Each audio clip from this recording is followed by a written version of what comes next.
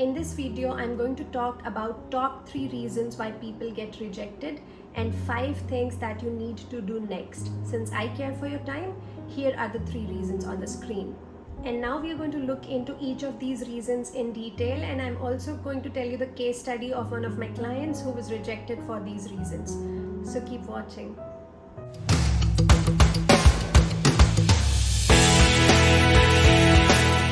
This is Nishtha from Scholar Strategy, and today's topic is a bit closer to my heart because it takes me back to my application days. So when I applied for MS, I got 9 out of 10 rejects, and the only admit I had was from University of Kansas, which is ranked lower than 80 or 90. I don't even remember why I applied there. But I do remember that when I got that final rejection letter, I was so devastated. And this was also because I had never really thought what I would do if I did not get an admit. I had no plan B. I had not appeared for GATE or CAT or any other exam. So I was really shocked and taken by surprise, and that's not a good place to be. So back to my story. I fortunately did have a job offer in hand. That was the only job offer, and that was my only option. So I thought that okay, I will join that job and I'm going to reapply. And next time I had an offer from UIUC, which was my dream school. It was the 5th best computer science school. So I went there, and in hindsight, that rejection and the whole rework kind of really helped me out. But this is not the only time I was rejected. When I was working on Wall Street and I was applying for business schools, I prepared my MBA applications. I applied to 4 schools, and guess how many admits I got? 0. I had 4 out of 4 rejects. So then I again spent 1 year on my job and then reapplied. This time I got interview and then an acceptance from NYU, where I was a reapplicant. The second time when I went for my MBA, I had so much clarity. I got so much more out of my business school experience that I probably wouldn't have if I had gotten to a good school in the first time itself. So in hindsight, both of my rejections taught me a lot, and in the longer run they have worked out better for me. But let's talk about rejections. And if you're in a space where you have gotten multiple rejects, you're probably very dejected right now and you don't want some bullshit life advice or gyan. So let's get into what are some of the top reasons I've seen people get rejected, what does it mean for you, and what can you do next. The biggest reason is actually quite hard. The fact is that your application is not up to the mark.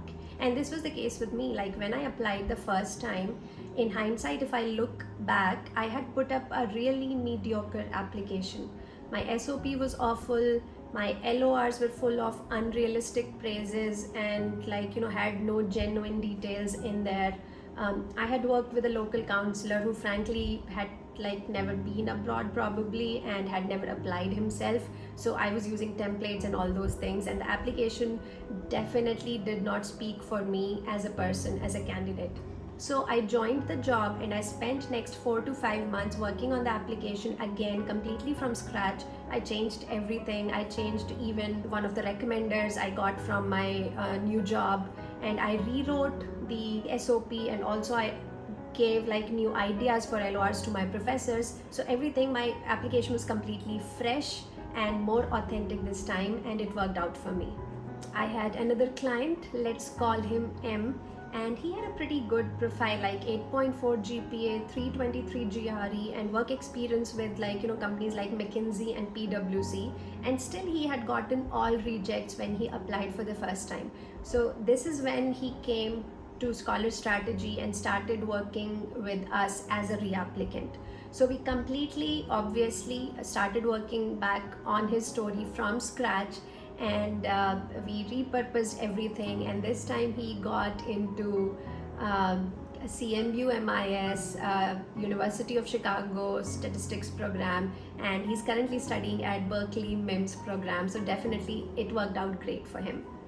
The point is that even if you have a very good profile like I did or like this client did, you still need to put up a good application. You cannot think that just because you have a very good profile on paper, you don't need to work on your SOP and LORs. It does not work like this. And if this is your case, if you think you have a good profile and everything else is good, then I think take time, craft your story carefully, and reapply. you applied to the wrong schools. And I had a client, let's call him K, and he had also a good profile. He had also some research papers, actually a very good research profile. So what he did was he applied only to ambitious schools. And the first time he applied, he had only one admit, and that was from Columbia for MS in electrical engineering, I believe. But rest were all rejects. Now, because we got one admit, so I know that there was nothing fundamental wrong with the application. It was just a case of picking two ambitious schools. So what happened is that next time there was not much work to be done on the application per se. Like, we just added the new updates onto the SOP and LORs, but we applied to a good mix of school this time, and he got into Virginia Tech with scholarship this time, right? And then I had another client, let's call him X. He had already applied and gotten all rejects when he came to work with me, but he came from IIT and he was working at a very good startup, so he didn't want to compromise on the rank at all. So he said that I'm going to apply only to top schools. So I was like, okay, that's the call you're taking. So he applied to only, I think, top 15 schools or so, and the only admit that he got this time as well as a reapplicant was USC. Now that's what happens when you apply to only ambitious schools. It's just too risky, and it's not because your profile is bad, but it could be just a very competitive year and you are always going to be compared against the fellow applicants, and you may not make the cut for no fault of yours. I always tell applicants to apply to at least 10 schools if you're applying for MS, and at least 5 schools if you're applying for MBA. And in these 10 schools also, you should apply to a good mix of safe, moderate and ambitious schools. Like, if you don't want to compromise too much, fine, have more ambitious schools, but still apply to a couple of moderate and safe schools, because otherwise if you get all rejects, you don't know what went wrong. Was it just a case of competition, or was it something like fundamentally flawed in your application? So apply to a good number of schools and a good mix. If your profile is good and then like you got all rejects because you were applying only to ambitious schools, I think you should rethink your approach, because you can still get to a very, very good career path from a moderate school as well. You are not a good fit for this course. And this one is hard because you are working hard on the applications and like you're applying to a good mix of schools as well, but you're still getting all rejects. And then I think the most obvious reason here might be that you're not really a good fit for the programs that you're applying. Because what happens when you're not a good fit for this course, your story does not make sense, and the admission committee is more likely to reject you. So for example, I had this client named Astha, and she had again a very, very good profile, like 9+ GPA, 314 GRE, good work experience at Amex. And she even got admits at UT Austin and Georgia Tech for MS and Operation Research programs, but she got rejected by Berkeley MIMS. And let's hear from Astha, because she herself reflects on this. It was just a case of her profile, her projects were not a good fit for the MIMS program. So let's hear it directly from Astha. In my case, I got rejected from the information like the MIMS program, which is more information and data science, which also includes software engineer, and it has a lot of flexibility in terms of who enters the program. So I was very clear about it when I applied in that program, and I was expecting that I can get a reject, because my profile made more sense in the OR segment rather than the MIMS program, because when I was thinking about it, when I got the reject, that kind of made more sense to me, that if I would have gone to that program, maybe I wouldn't have been a good fit in a definite exactly. And I think even the admissions committee, if they are rejecting you, I think there has to be a reason. So I kind of took it in a positive way, because I already had a good admit. I was looking forward to taking it in a positive way, because I knew that OR made more sense to me. If would have been an opposite case, so then maybe I would have reapplied, or thinking about not going to US this year process. Okay, but you're raising a very good point, that look, because your profile is pretty stellar on paper, right? And even that got rejected from this top school. So what needs to have this perspective that it's also about fit. It's not just the profile. Exactly. It has to be a good fit for what that program is offering. And you were very mature about it, that you knew that like, this is not exactly a fit for me, so I may get rejected, and you were kind of mentally okay with it. Maybe it's good for people to reassess their priorities and also think of, if somebody has all rejects, for example, that like, are you really applying to the right program, and is your profile a strong profile for that program? So if this is your case as well, then I highly recommend that take some time to think what you really want to do and what kind of programs will make more sense to you. So it may mean that you change your direction a little bit, you change the kind of programs you're applying to, look at their curriculum, look at what kind of students they have admitted in the past, and does it really align with your profile? Is this what you really want?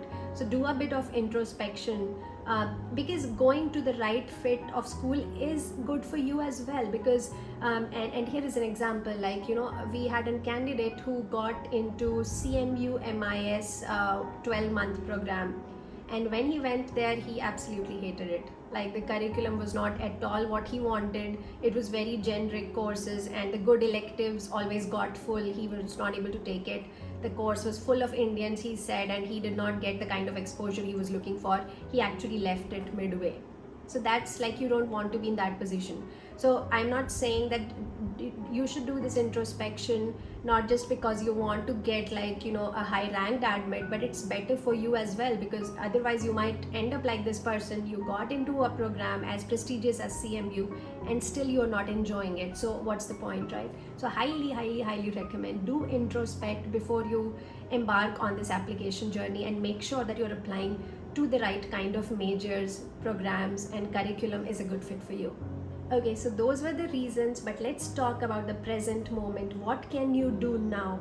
And I'm going to tell you 5 things that you can do right now to move on from this rejection, from this depressed phase.